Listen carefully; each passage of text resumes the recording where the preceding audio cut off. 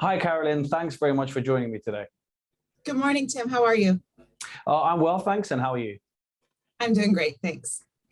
Good to hear. We're here today to talk about the California State Lottery. I was lucky enough to be in California recently.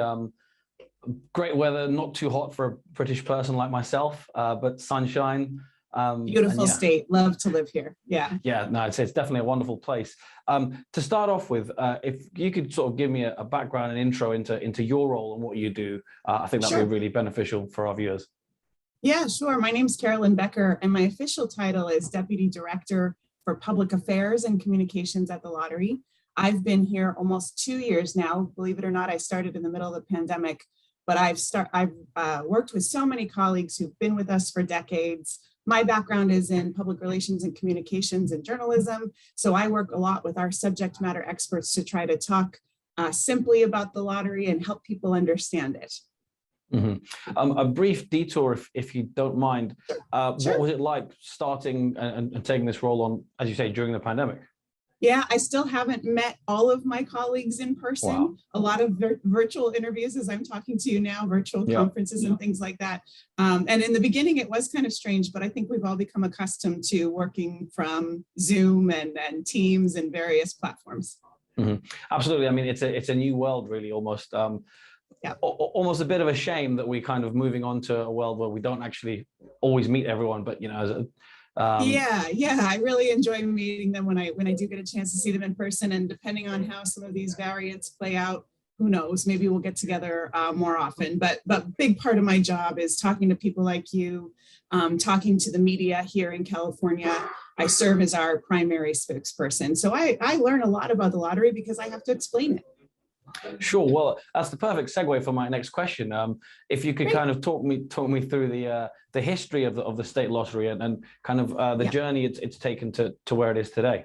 Sure. Yeah, we have not been here 40 years yet. We're approaching 40 years. It was actually back in the mid 1980s that California voters passed what we called Prop 37. That was in 1984. And the passage of Prop 37 legalized the lottery, allowing us to begin creating and responsibly selling lottery games with the sole mission. Our only mission is to raise additional money for California's public schools. So that's what we've been doing for the better part, like I said, of 35 plus years. We sold our first ticket in 1985. And believe it or not, in that time, we have raised more than $39 billion. That's billion with a B for California schools. And even though that's a modest amount of the entire school budget here in California, we hear from teachers all the time, every dollar counts. They're able to pay for programs and services that kids might not otherwise have access to. So that's how we got started back in the 80s. And we've really just continued to march towards that goal every year. And I mentioned a minute ago that the passage of Prop 37 allowed us to create and sell tickets responsibly. And responsible gaming is something that we take a lot of pride in. We actually were the first lottery in the US back in 2015 to receive the highest level of certification for responsible gaming. That means we help educate our players. We address issues like problem gambling, and we've been recertified by the World Lottery Association twice since then, most recently just last year in 2021. So we're really proud of that as well. Sure. Well, congratulations on kind of especially that 39 billion figure. As you say, it's a very impressive figure. In terms of how the lottery is performing now, well, actually, let me rephrase that. How is the lottery performing now? What are the kind of products you have on offer? And seeing as you mentioned that you started during the pandemic, how did the pandemic affect this? Did it kind of increase emphasis on online, reduce retail? How's the breakdown going? It's really interesting that you asked me that question because we're performing quite well. Let me just start with that. And even though we all had some hurdles in the pandemic, some difficulties in the pandemic with stay-at-home orders and navigating challenges like that, we did see lottery sales ultimately go up. And we think that was, and in particular last year, we think that was as a result of people having fewer options to have a little fun. Things were still closed. risk is still very much on people's mind. And we sell most of our lottery tickets in convenience stores, grocery stores, places that we're able to remain open, essential businesses. We're an essential business because we raise money for schools. And so despite those obstacles in the pandemic, and in fact, we actually have almost close to final figures for last fiscal year. They are going through their final layers of audit right now, but we're pleased to report that we think we had a record year of more than $8.4 billion in sales. So just in the last fiscal year alone, with those sales figures, that means 1.8 billion for public schools. So we're always looking to see how we did to meet our mission, to reach our mission. And we think the pandemic, it's a bit of a silver lining, but we think the pandemic was partly responsible for such a banner year for sales. Sure. Looking at lotteries generally, at the moment in the UK, we've got a potential handover of the lottery operator. Camelot's had it for basically since 1994, and we may actually have a new operator. There's been an emphasis on the retail offering, and this is obviously not to comment on Camelot specifically, but perhaps there not being enough emphasis on retail in the UK. How important is the retail offering, for you guys, but US, why in the wider US? Well, as you know, we have a lot of people who live and travel to California. So we have 23,000 plus retail partners here in California, up and down the state. And they sell, they have a good, healthy offering of a lot of our products. You know, we have our own draw game here in California. It's a California only game called Super Lotto Plus, but we also participate in those really popular multi-state games, Mega Millions, Powerball. We've seen some really incredible jackpots earlier this year already. And then here in California, we also unveil more than 50 Scratchers games, new Scratchers games every year. Some are old favorites that come back with maybe an enhanced offering. Others are brand new. So we just launched, for example, Tic-Tac-Toad, Instant Prize Crossword, and Money Mania. And yeah, our retail partners, that's the only place you can legitimately buy a lottery ticket is at, like I said, one of those corner markets or grocery stores. So 23,000 places in California to buy a lottery ticket, and there's a lot to offer for our players and hopefully attract some new ones. Actually, we have I wanted to mention we have a Scratchers campaign that helps people understand it's not just about winning. It is about having just a little fun in your day. You know, it doesn't take more than a few minutes to scratch off a ticket and see if you won. And sometimes the real joy, like I said, is not necessarily in winning, but just having a little fun with whatever Scratchers our players choose. So we call that campaign, A Little Play Can Make Your Day. And we want people to understand that it's a fun activity, and these days a safe one, because you can do it right at home. Sure. I mean, that message of kind of gambling to win is that can be the biggest problem for a lot of players. So I can definitely understand the emphasis, as you say, on kind of playing for the fun and the entertainment of it, because ultimately that's the product. Exactly. Yeah, exactly. And as I said, I know I sound a little bit like a broken record here, but even a ticket that doesn't win money, there's still a fraction of that goes to our public schools. So we do think it's a win-win, no matter what the outcome of your ticket is.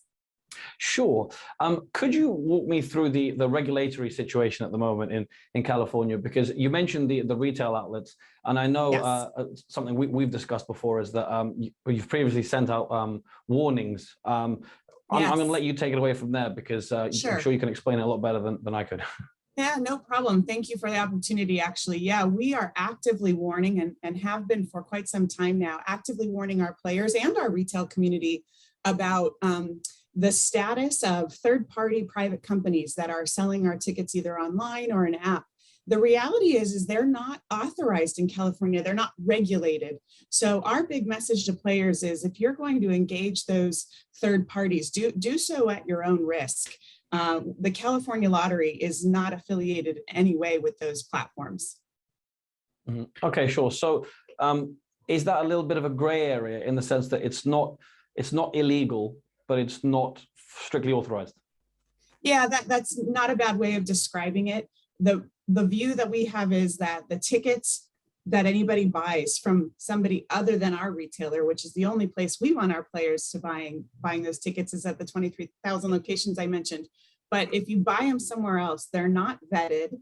They're not approved or regulated, like you mentioned. And so we have no oversight authority or contractual relationships with these companies, which means we can't ensure the safety or the security or the integrity of those platforms or tickets because they've exchanged hands, with a company that has nothing to do with us. So we just want our players to understand the risks with any financial transaction that's not regulated.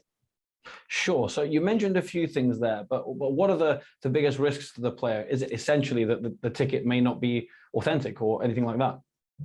I don't even want to speculate on what could happen. Sure. Bottom line is nobody's watching over the safety and security of the process. If you buy a lottery ticket at a lottery retailer, we have complete control over what happens when you scratch. And, we just had a winner scratch a ticket and recently win $10 million. So if that ticket had gone through a third party, it would have probably created a whole other layer of challenges, which is why we say buy them at our retailers. That way we can oversee the whole thing and ensure the ticket is safe, ensure everything is compliant.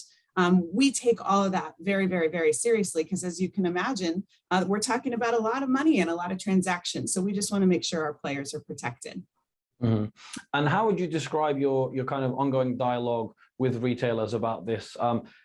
Is there much of a dialogue at the moment, or is that something that needs to be kind of improved upon or increased?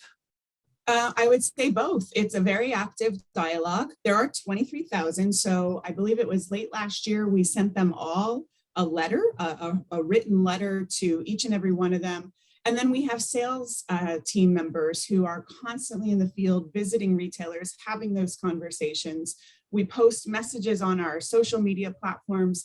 If retailers follow us there, we do interviews like this and talk about it. So our retailers are very much a part of the audience that we're trying to educate. And in some cases, they've been really thankful. They didn't know that this was an unregulated offering in California.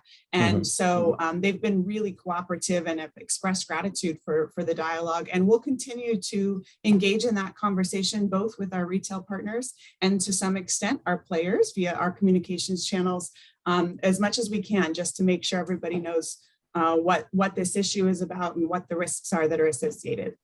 A final question from me. We're almost halfway through 2022. I know, can you believe it? Absolutely, yeah.